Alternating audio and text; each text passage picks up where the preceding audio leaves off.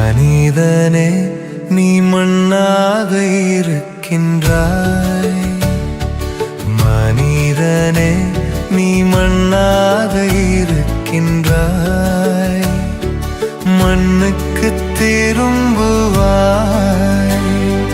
மறவாதே என்றும், மறவாதே மறவாதே. சகோதரிகள் அனைவருக்கும் வணக்கம். எல்லாரும் நல்லா இருப்பீங்கன்னு நினைக்கிறேன்.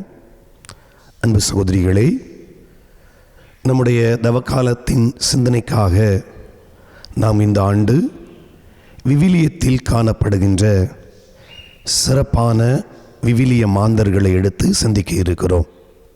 அதன் அடிப்படையில் இந்த முதல் நாளில் நாம் எடுத்திருக்கின்ற விவிலிய கதாபாத்திரம் கடவுளுடைய படைப்பின் முதல் மனிதனாகிய ஆதாம். இந்த ஆதாமுடைய தனித்தன்மைகள் என்ன? The uniqueness of Adam. Number 1, ஆதாமிற்கு தந்தை உண்டு, ஆனால் தாய் கிடையாது. இந்த ஆதாம் கடவுளுடைய சொந்த கைகளால் உருவாக்கப்பட்டவர். இந்த ஆதாம் கடவுளுடைய உயிர் மூச்சால் ஊதப்பட்டு உயிரை பெற்றவர். இந்த ஆதாம் தான் உலகத்திலேயே கடவுளுடைய முதல் சாயல். இந்த ஆதாம் தான் கடவுளோடு முதலில் பேசிய, உறவாடிய, நடந்த முதல் நபர். இந்த ஆதாம் தான் உலகின் எல்லா உயிர்களுக்கும் பெயரிட்டு அழைக்க தகுதி பெற்றவர்.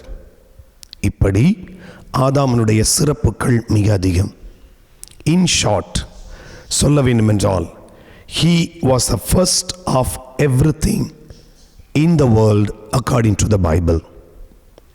இப்போ இந்த ஆதாமிடமிருந்து கற்றுக்கொள்ள வேண்டிய பாடங்கள் என்ன?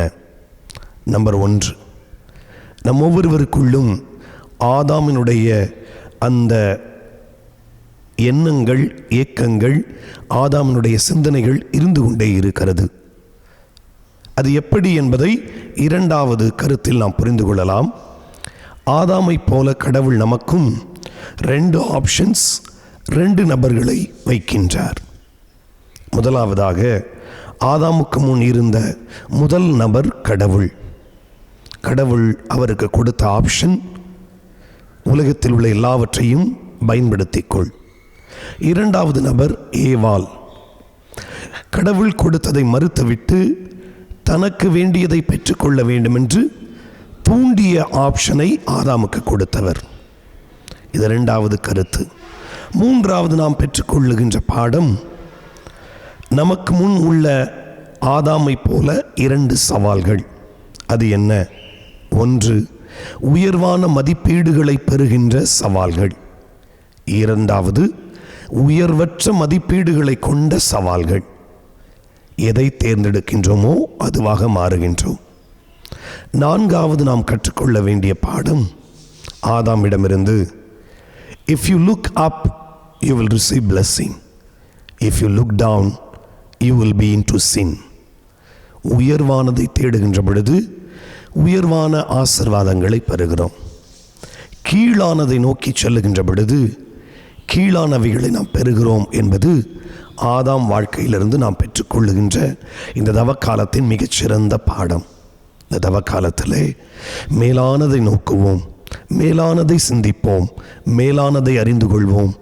கடவுள் மேன்மைப்படுத்துவார். அன்பு சகோதரிகளே, இன்றைய நாளில் நாம் வாசிக்க எடுத்துக்கொள்ள வேண்டிய விவிலிய பகுதி தொடக்க நூல் 2. நாம் செய்ய வேண்டிய ஹோம்ஒர்க் என்னவென்றால், டெய்லி ஒரு ஹோம்ஒர்க் வச்சுக்குவோம். ஒரு ஹோம்ஒர்க் என்னவென்றால், இந்த நாளில் நீங்கள் ஒரு 50 முறை ஆண்டவரே, என்னை படைத்ததற்காக நன்றி என்று சொல்லுங்கள். ஜெபம். படைப்பிலே சிறந்த படைப்பாய் மனிதனை படைத்த எம் அன்பின் நிறைவா, உமது சாயலாக வாழ்ந்து கொண்டிருக்கின்ற எங்களை ஆசீர்வதியும். உமக்கு நன்றி கூறுகின்றோம். உமது கட்டளைகளுக்கு கீழ்ப்படிந்து வாழக்கூடிய ஞானத்தை எங்களுக்கு தாரும்.